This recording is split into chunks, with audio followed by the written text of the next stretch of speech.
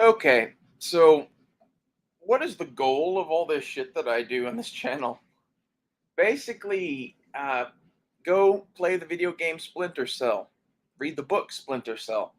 Okay, you get what that is, right? Like a Splinter Cell in that book or whatever is like a rogue agent that has gone off on his own. What I am encouraging you to be is to self train yourself to do all kinds of shit and to go do good in the world, whatever that means to you. Spread joy wherever you go. Take no shits. Give none to others. That kind of shit. I'm trying to create a legion of people that think like my grandfather to some extent. I somewhat think like him when it comes to everything except sex. Uh, and I think really, if you watch a lot of the YouTube channels that I suggest you to go watch, you buy a lot of the gear I'm suggesting you to go buy, and you like train and use it. Like watch things on how to train. Go get training if you can. Get better. Learn. That's what I'm encouraging you to do. Like I'm going to do more teaching and stuff once I have some place to do that, basically. I don't know. I might start doing more of that in the backyard just because, I don't know. I always didn't want to do that because I thought it seemed goofy, but there's shit we can show you in the backyard. I intend to, show you things that I think you might need to know that are going to be difficult for you to find. All the shit that you need to know that's easy to find, why would I teach you that shit? I'm going to teach you how to use a shovel in creative ways, basically.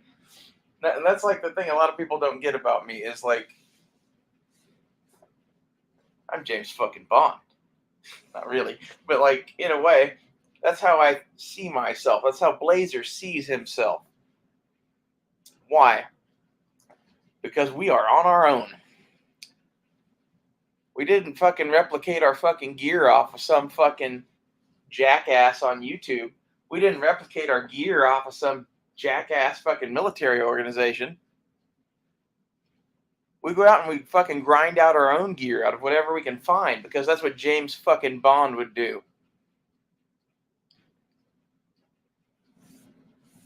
My grandfather loved James Bond.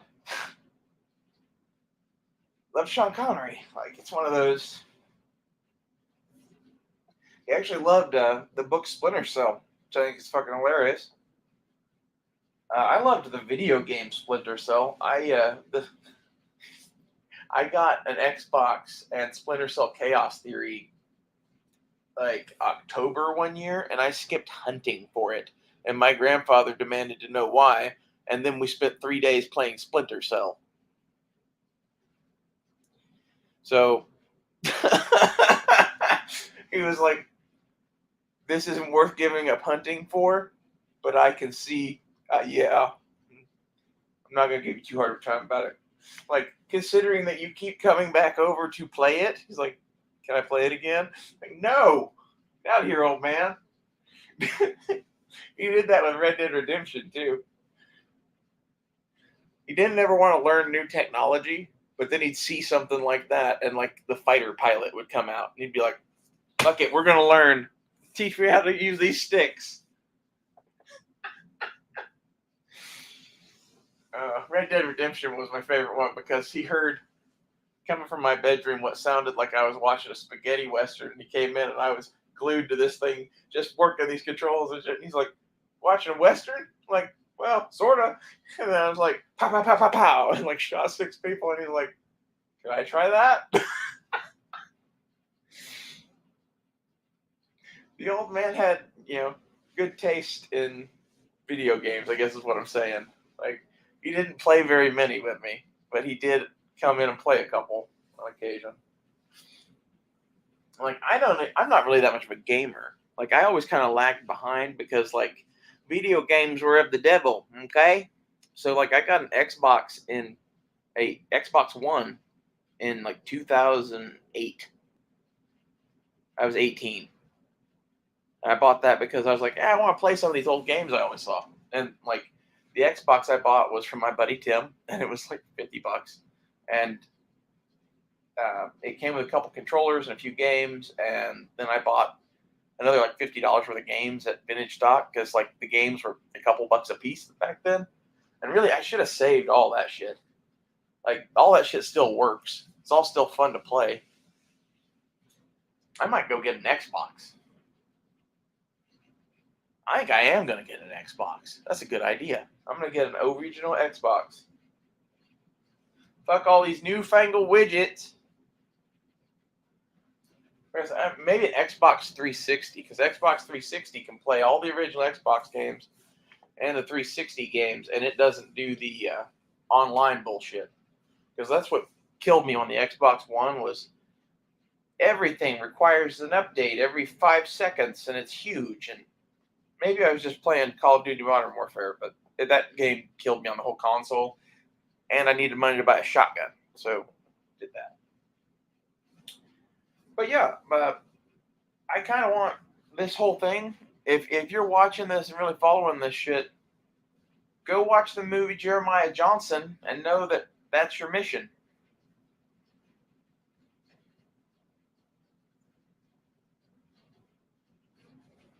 Maybe not the killing Indians part at the end, but like the cabin in the woods with a woman and a kid or kids, that is your mission. As long as you continue the mission, America, to some extent, continues. Like that's all we got left. They've literally taken everything else.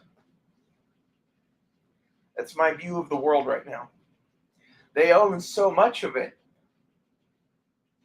Like maybe this election just goes swimmingly. But I think my grandfather was right. We were headed for civil war 20 years ago.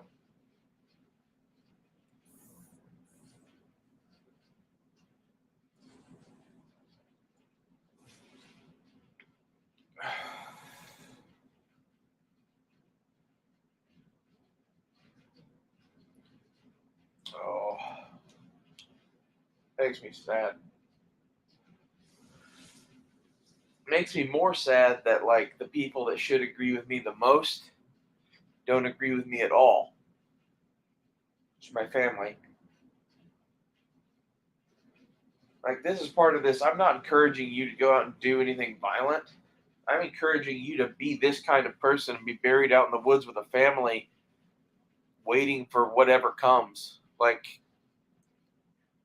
if you are the person that can go carve your way out of the wilderness like that and do all of the mental fucking shit and all the studying and whatever, like I encourage you to watch a lot of movies and to read a lot of books. Like I don't talk about books enough. I usually do movies because I find information easier to take in movies.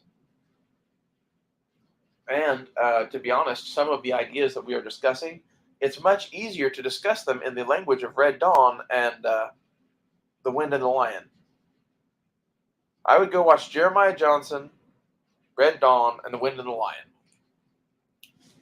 And know that you are the Raizuli, that you are Jed Eckert, and that you are Jeremiah Johnson.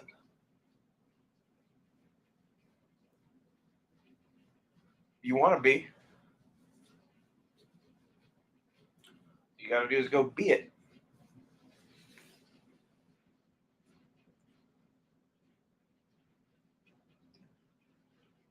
They'll come for you eventually. They'll be sad. But everybody dies. Not everybody really lives. This is what I'm telling you. And I think the odds that those inept motherfuckers could even find your fucking cabin is low. This is why I would encourage you to do a remote cabin. As remote as you are comfortable doing, basically. If I had the money, I'd go up to fucking Alaska. Mainly the attraction for Alaska, for those not in the know, is that if you know how to live there and you have the skills to live there, it's actually pretty easy to live in the bush there because it's cold. I know. That's a controversial statement. Hear me out. What is the most difficult thing to replicate? What is the thing you need all the power for? You know what it is? It's your freezer. And Alaska is a freezer from like September through May. And the rest of the time, it's very pleasant. And you can go fishing, and there's lots of fish. Like, there's a lot of things to love about Alaska. And it takes a lot of knowledge to go and do that shit. But you can study that shit. Like, I love watching, Life Below Zero? It's fascinating to me. I always loved reading Jack London and shit like that, and I've always had a fascination with, like, the Yukon and various other things about up there. That's on my list of things to go do. Anyway, the point is, everyone thinks of Alaska as this, like, barren wasteland that you can't survive in. You're not thinking correctly. You have to think like a hunter-gatherer of the Stone Age. Like, go watch Glenn Villeneuve. Watch how he's living and where he's living, and know that you could pick somewhere easier to live than that. Search Joe Rogan, Glenn Villeneuve if you want a fun listen. Like, that dude is legit. I would love to go hang out with him. I could not keep up with him physically at all. Like, that's, part of my thing is basically, I like the mountain man shit because I just go at my own pace. And now I'm kind of comfortable with the idea of not running away. I've gotten there. You get there when you don't have the option to. I was telling somebody a while back, it's like everybody thinks I'm really brave. In reality, I'm just really slow. So I know I'm going to be the last one. So I might as well give someone else the time to run away, I figure. Maybe I watched Predator too much and liked Sonny too much.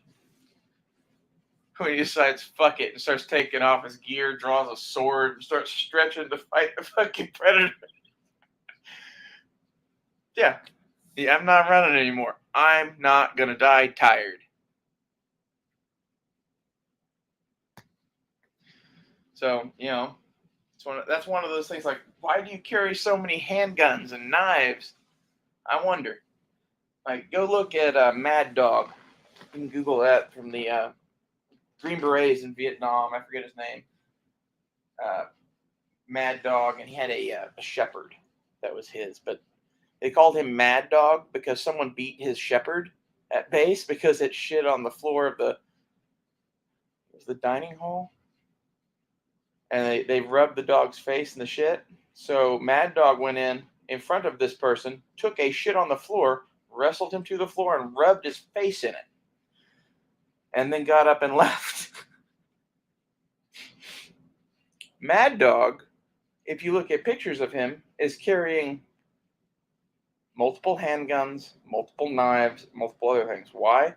Because he knows he's not going to be taken alive. And once you get to that close-in fighting, pistols and knives and shit start coming out. They start coming out and being way more useful than fucking rifles do. That's why I have a bayonet on my shit. Is because in reality, the bayonet is probably more useful at close range than a rifle is, depending on the range, right? Like, if they're bad breath distance, I'll take the bayonet. And my thing with that is, most people are not prepared for what I'm going to do to them with a bayonet.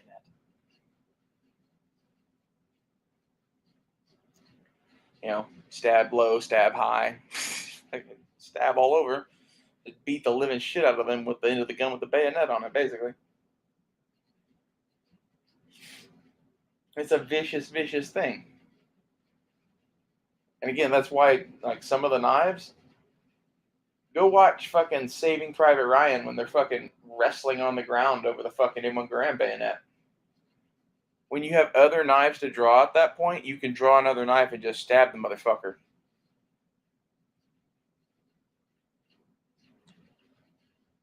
Now you're like, how are you going to have the mental headspace to do that? I don't know. How did I have the mental headspace to fucking beat the living shit out of the person that shot me when I was shot? And then bandage my shit and walk home? I'm going to tell you that some of this is like, you got to live a life of high adventure and be used to fucking operating at a certain level or whatever. And like, I like smoking too much weed right now because it's fun for me. Basically, I'm debating but not buying weed this week, taking a tolerance break, maybe even quitting for the apocalypse. I don't know. I do really like it. I think I'm probably going to reevaluate my relationship with it like I did alcohol. No, it's difficult for me to do that because I really fucking love weed.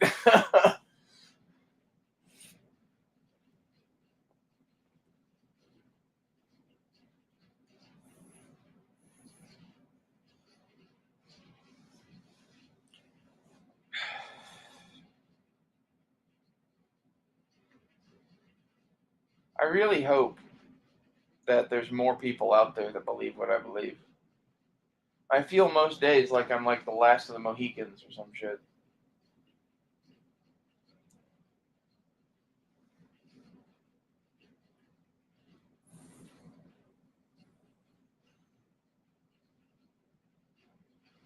It's a really good movie if you haven't watched it. Hawkeye is amazing. It's a kind of chick flick romance thing, but it's also like an amazing gun movie.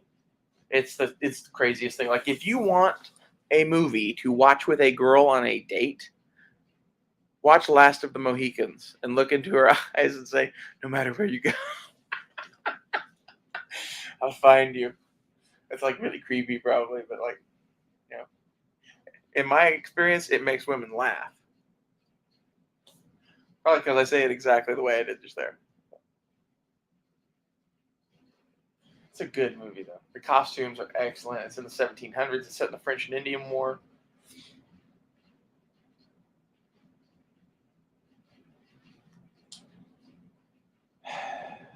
The idea of the splinter cell to me is that if we have an organization, we're very easy to take down. If it's just a bunch of weirdos in the woods that all believe the same shit and none of them are connected at all, and they just, listen to some yahoo on the internet once, makes you really hard to find, makes you really hard to kill.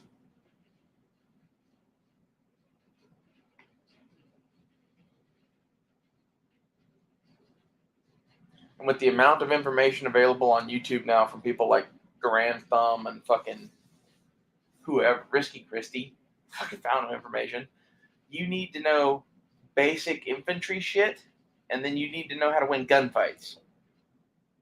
For the how to win gunfights stuff, I think I would go look at Larry Vickers and Ken Hackathorn stuff. Wilson Combat has a bunch of good videos with Ken Hackathorn. Those are the people that I would listen to about that. When it comes to the infantry stuff, that's where Grand Thumb and fucking Risky Christie are. Like, you need to know that shit too. Because basically, infantry skills allow you to be in a place and location to use your skills to win the gunfight. Like, it's camping skills. Like, in reality, that's, no one wants to say this, but Risky Christie and Grand Thumb is tactical camping, heavy on the guns. Like, Nut and Fancy is tactical camping, heavy on the labels. Heavy on the camping. But he's heavy on the guns, too. They both are. But, like, you should watch Nut and Fancy, too. And the reason you should watch Nut and Fancy is because he does his own shit and comes up with kind of his own things, and some of it's unique and interesting. And it might change what you do if you try it. And I would do that with Forgotten Weapons, and I would do that with In-Range TV, and several other of the gun nerds that you would go to. Iraq Veteran had some good shit back in the day. Most of his stuff is just kind of goofy, gimmicky, and weird. Like, I don't know. My stuff's kind of goofy, gimmicky, and weird too, but like I'm legitimately using it, and I don't have that many guns. I have like 7 guns right now, and almost all of them are ridiculous in some way. They have at least camouflage that is like, what the what?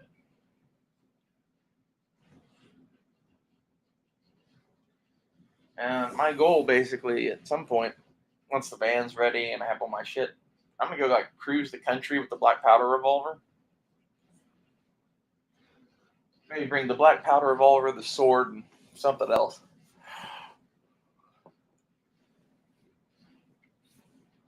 Go hide out in the woods and camp and have some fun until the war starts.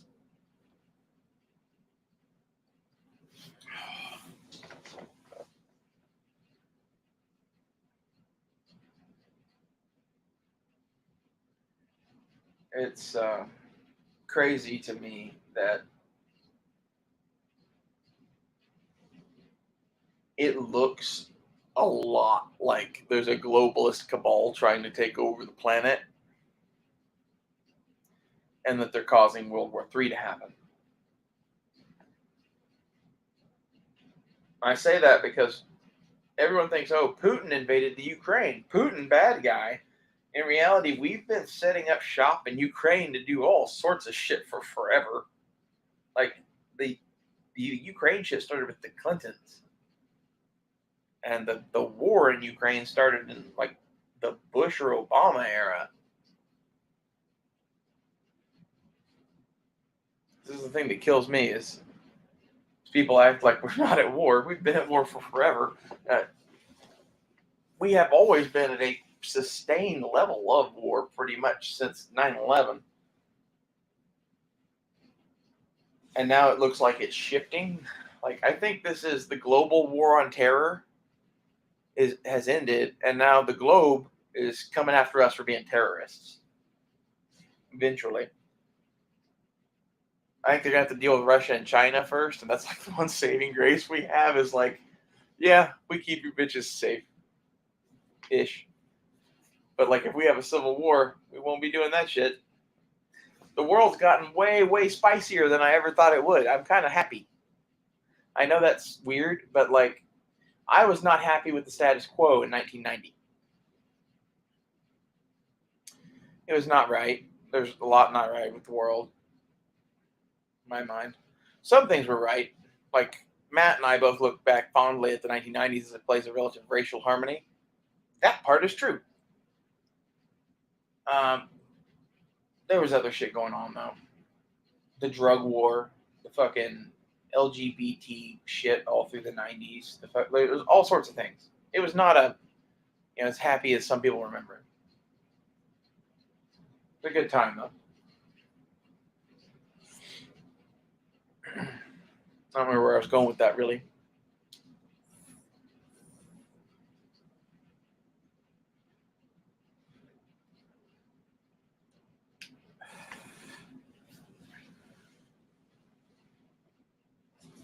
It's interesting how people can view history differently.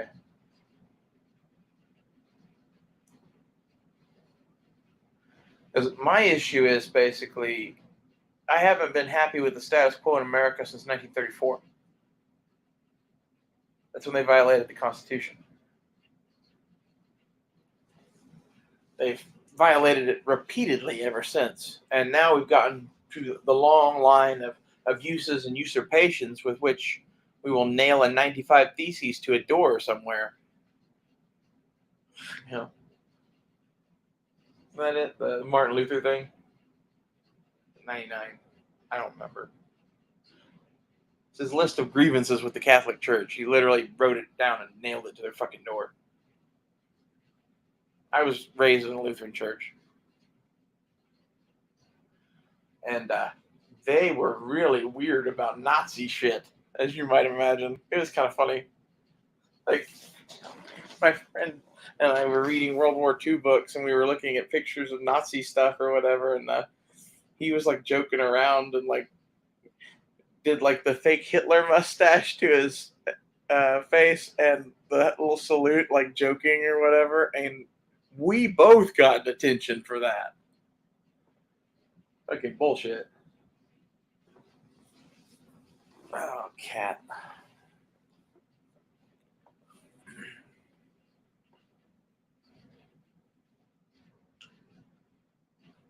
What really scares me is the cartel shit just walking across the fucking border. Because in reality, the cartel works for whoever has the most money, and they're an army of shooters. Like, consider the Zimmerman note of World War One, and know that Pootie Poo could probably have inroads with the cartel just by going, "We will send you guns and oil, yeah?" Or whatever. Like, they'll work shit out. Russia has shit the cartel wants, and the cartel has drugs, which Russia may very well want for various things. Either that, or they're going to help them get more drugs to help destabilize the U.S. Because if they pump cheap drugs into the U.S., that'll help destabilize shit. And this is why, like, the war on drugs right now is in reality a thing with us and the Soviets. It's, we're fighting the cartel, and this is why we really need to, like, legalize shit here, so, like, this isn't a thing anymore. Legalize it and make it, to where it discourages you from doing it, and it would solve a lot of problems.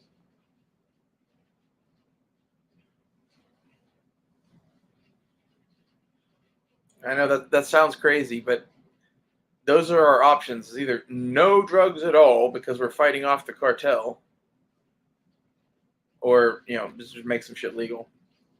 And in reality, it should all be legal anyway, because, like, you have the right to put whatever you want in your body. Like, our whole fucking society has shit jacked up about it in reality. Like, Benjamin Franklin and Thomas Jefferson are spinning in their graves. And the only thing stopping them occasionally is us talking about shit on the internet. Those of us that really don't give a damn what they do to us.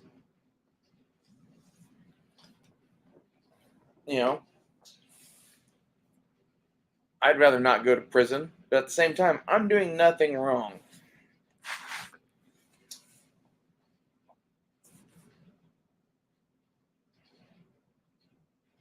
And it looks to me like the FBI is corrupt, the president is a traitor, and I don't really see much of a reason for the state of Oklahoma to acknowledge the federal government at this point. And that's my thing, is I am with the state of Oklahoma, and Texas or whoever else goes with us. I am not with America anymore at all. To be honest, I'm thinking about going and working out my tribal citizenship thing. Get tribal tags on the car and say, fuck it. That might actually be a legit good idea. I'm going to go see them.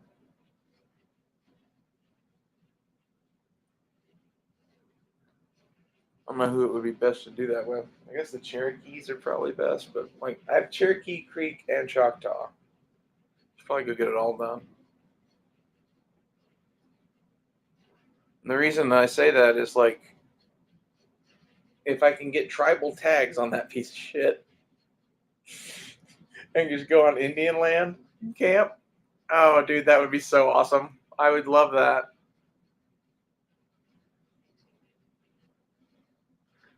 That's exactly what I would be doing. And I think my grandfathers would all just be hilariously laughing at that point.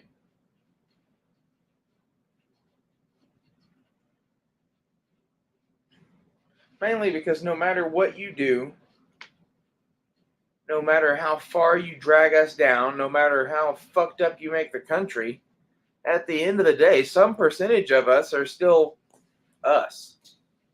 And always will be.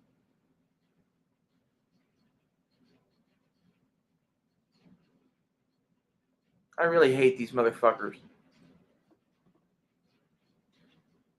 Start training. Own kit. Buy night vision. Buy guns. Start learning how to use that shit in coordination with others and alone. Some of that you need actual hands-on training and shit for. The alone shit, though, You can probably work that shit out. Like, at least you can starting and trying and failing and figuring stuff out is how I learned. You know, you have to be not afraid to fail, basically. Some of it is having someone. God damn it, cat. Having someone to teach you shit.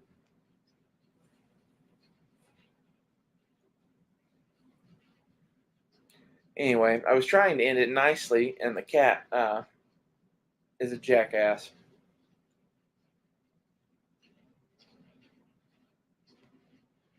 Anyway,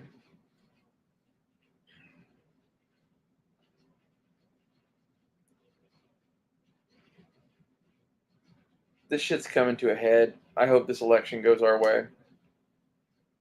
If it doesn't go our way, and it's obvious that they cheated again, I don't know how bad that's going to get. But last time it got sat through real quiet because we're Americans, and this is America, and we believe in democracy. And it was clear that we did not have democracy last time. I wonder if we're going to have it this time. If it's run by Dominion voting, probably not. You'll look into that. I wish Matt or Honda would find and post the section of us talking about Dominion voting that night that we found it. Like, we found their offices or whatever, and it was in a creepy building of other offices that were like all liberal bullshit. Like, it was like, oh shit, this is where the cabal works. Anyway, the fact that Dominion voting shares office spaces with the Democrats and George Soros is probably not good. See you guys later.